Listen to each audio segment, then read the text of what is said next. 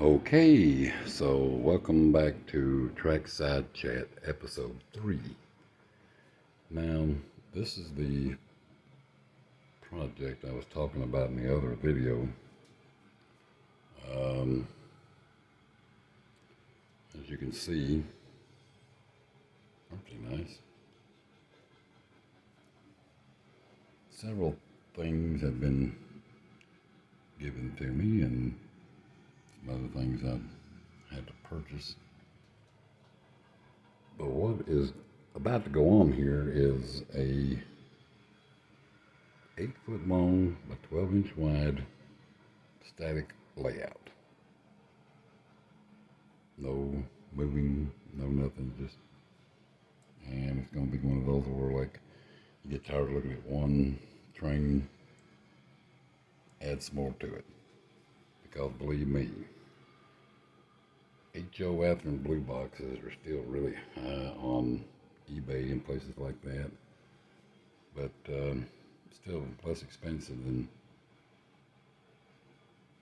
anything mostly in N-scale. I can say that much, I think. But now that's set there. The two piggyback trailers and the trailer train was good to me,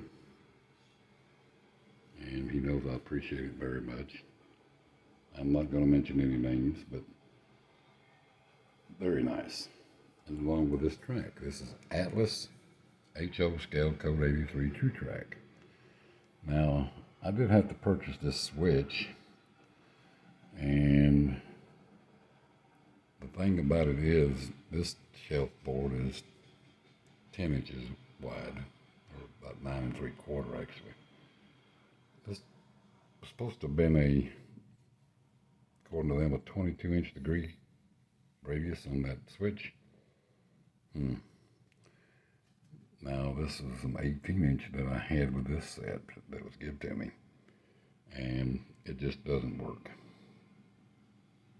For one thing, these HO scale flat cars are almost a foot long. I'm not worried about them, looking bad or anything, because it's not going to be set up that way. But this is the problem. Right here. Too wide apart. Too far apart.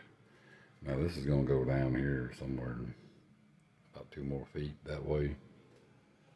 2 more feet to the north. 2 feet to the south.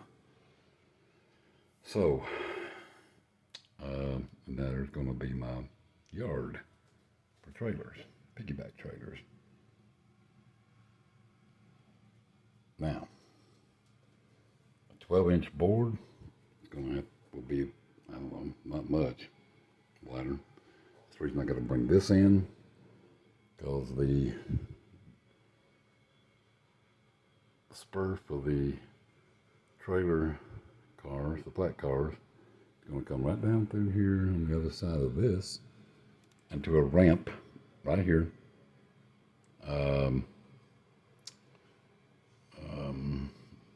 But you can unload the piggyback cars like this one. You let the shoes down, and once this is assembled, it'll go up and hook up to the trailer and pull it off and park it over here in a small yard, which is going to be really small actually. But we'll figure that out. But this is going to be like a regular layout in some ways. What needs to be ballast, like this, will get ballast. And maybe some trees, bushes or something, some grass in places. And I intend for this switch right here to be down further, probably to the end of this instead of out there. That way I can have a little bit longer line on the main, plus a siding. And then the third track in the back will be trailer unloading and the yard.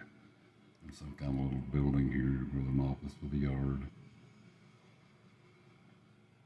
And a road out, which that's the wall back there, so there ain't much going to be much of a road there. So. But you get the idea. Okay, Atlas, Code 83 HO True Track. It's pretty cool stuff. I do like the brown rails. And that was all part of this set called the Figure 8 set. And you add more more curved track to it, you know, to make a figure 8. Well, this, all except for that switch. So now I gotta have a right-hand switch and, a right-hand switch. It's gonna go right down here somewhere. Of course, that shelf is gonna go into the corner. But yeah, that's where that's gonna go. So now, that's the story on that. So this project is pretty much already started. So give me a second and I'll be right back with just a little bit more. Okay, so this is another piece that was a gift. That's another piece of the rolling stock. This is an AHM old Alco RS2 locomotive, non-powered, which that's fine. That's perfect for what I'm going to use it for. Now, last night I did do the little painting of this yellow safety colors and on the ends. Cleaned it up a little bit. And the cab, I did the Tamiya black wash again on the grills. And on the other side as well. Just brings out some details in it. Now the details on this long hood of this is pretty impressive with those grills and the door hinges and the handles. I've never had anything AHM before, but this is really cool on both sides. So, yeah, nice. Okay, so that's that. Now the third piece of rolling stock I have arrived in the mail today. Well, that's not it. So, that's not it. Well, where is it? Sorry about that. I should have been a little bit more prepared here. Oh, there it is, right there. Okay, so now this I purchased. I was in search for an Atherton Blue Box L&N caboose. Couldn't find one, and the ones I did find were just absolutely horrendous in price. So I got this really inexpensively on eBay, and this is it's not an L&N, but it's a New Haven. Now, the other purchase I made were these. The microscale HO for the L&N cabooses. And so these are amazing decals as well. I've used these in the past, and they are just really good stuff. So I highly recommend microscale decals. Okay, so what's going to happen with the New Haven, you say? New Haven is going to get stripped. Now, it's going to get stripped in the IPA because I thought this might have been molded all in one color, but you can't see it from here, but I got further inspection and it was molded in black and painted in this color. So in order to do it correctly, you got to get this off. And that's really not a problem because I'm used to painting plastic model kits. And another example of it being painted, molded in black, the bottom of the catwalk, or the roof walk, or the roof ladder, or whatever you want to call it. Now, a lot of parts in here, the ladders and all that stuff like that, were quite rusty, so they're going to get, of course, the porch on each end of the caboose.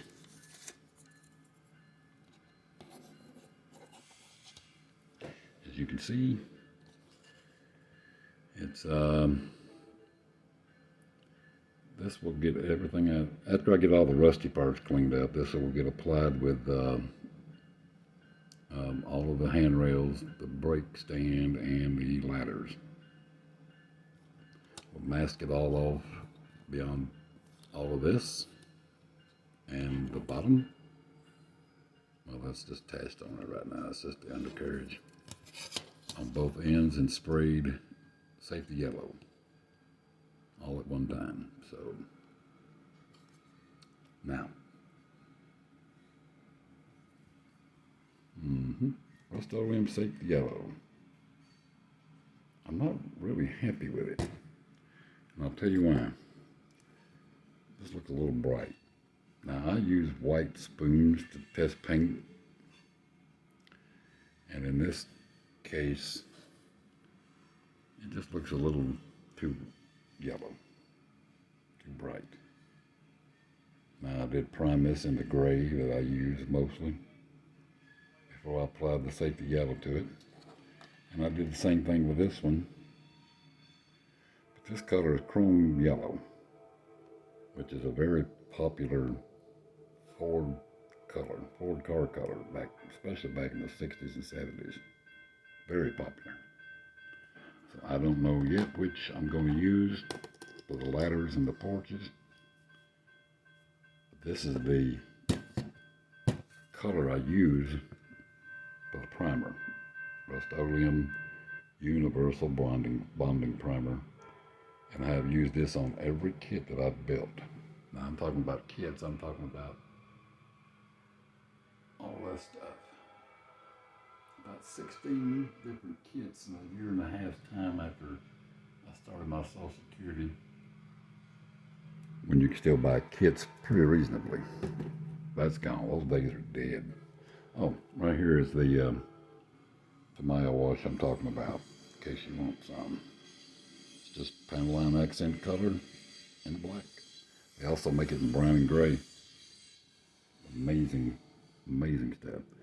Now, I'm running long on time here, and I don't want to get a knock on the head from YouTube over it.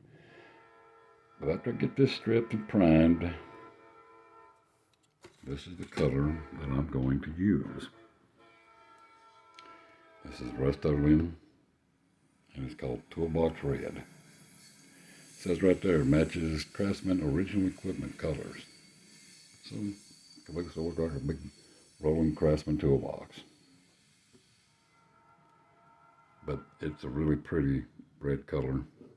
Of course, you can't tell that by these videos. It's kind of silly. Okay, just a couple of more quick things. One, I want to show you the only vehicle I painted after I discovered, and that's this Bob Tasca 1966 Ford Mustang.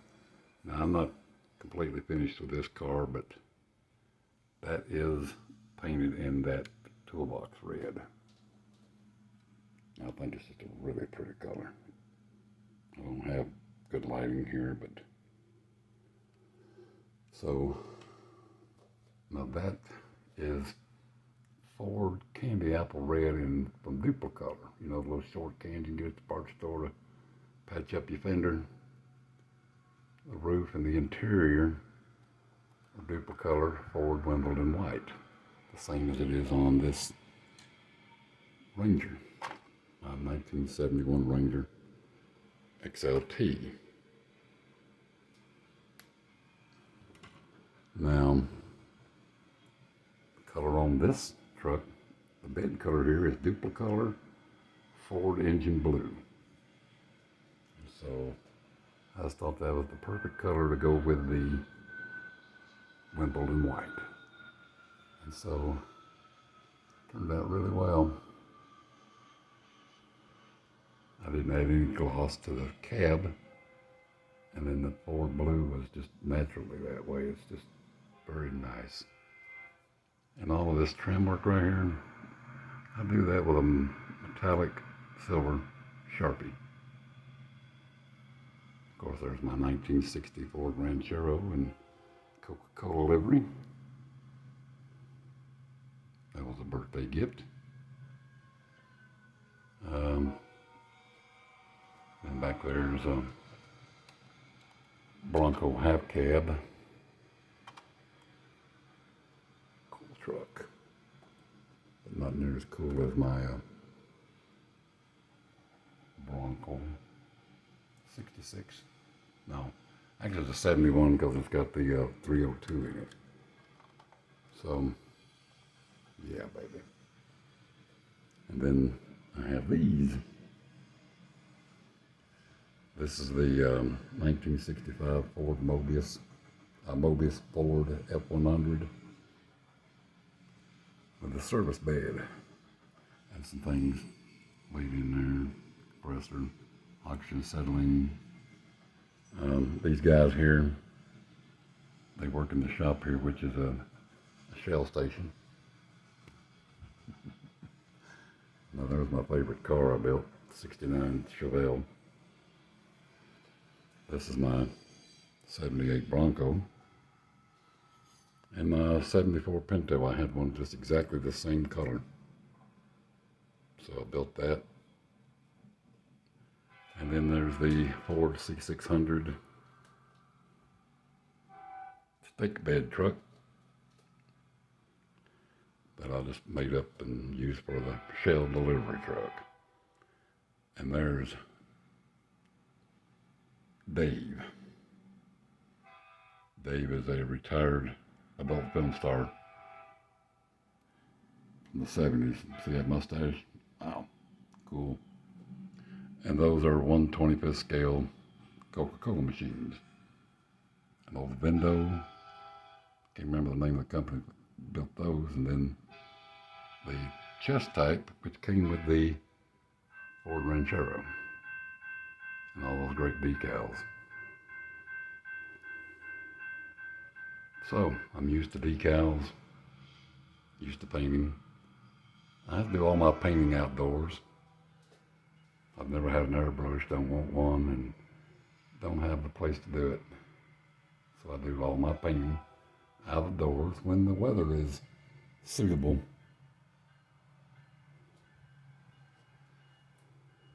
So these are AMT kits, also the toolboxes and the lift. Isn't that cool? Okay, that's it. I'm just waiting to see what happens from minute to minute. But I will be back with more videos after I start stripping this, the New Haven, getting some paint applied, getting the alcove back together, which I've just got a couple of touch-ups real quick and slap him back together. He's going to be the switcher locomotive on my trailers, flatbed trailers for the piggyback service. And yeah, that's pretty much it. Okay, we're going on 20 minutes. Probably get a knock in the head for it. But thank you for watching Trackside Chat episode number 3. Hope you enjoy it. Thank you for watching.